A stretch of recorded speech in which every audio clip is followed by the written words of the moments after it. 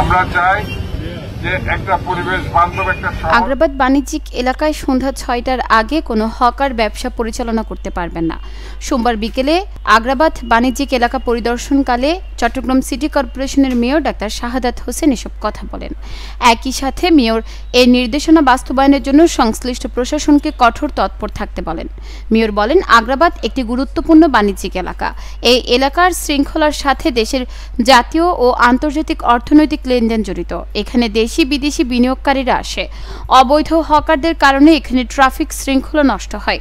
তাই নির্ধারিত সময় এবং শৃঙ্খলা বজায় থাকাটাই মূল উদ্দেশ্য। সকাল থেকে সন্ধ্যা পর্যন্ত কোনো ধরনের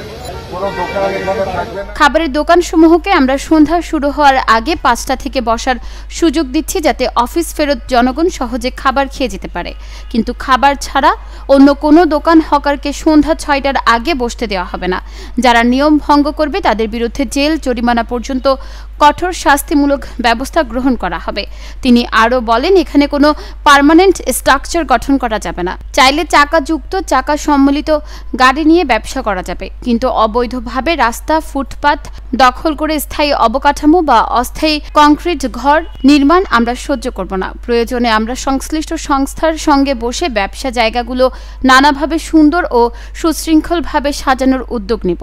এবং অবশ্যই তারা এই ধরনের চাকাযুক্ত গাড়ি নিয়ে আসবে, কোনো ধরনের পার্মানেন্ট কোনো কিছু নিয়ে তারা আসবে। তিনি আরও বলেন, আমাদের আঞ্চলিক নির্বাহী কর্মকর্তা ও ম্যাজিস্ট্রেটরা নিয়মিতভাবে বিষয়টি পর্যবেক্ষণ করবেন। পুলিশ ও ট্রাফিক বিভাগের সদস্যরাও নিয়মিত তদারকি করবেন।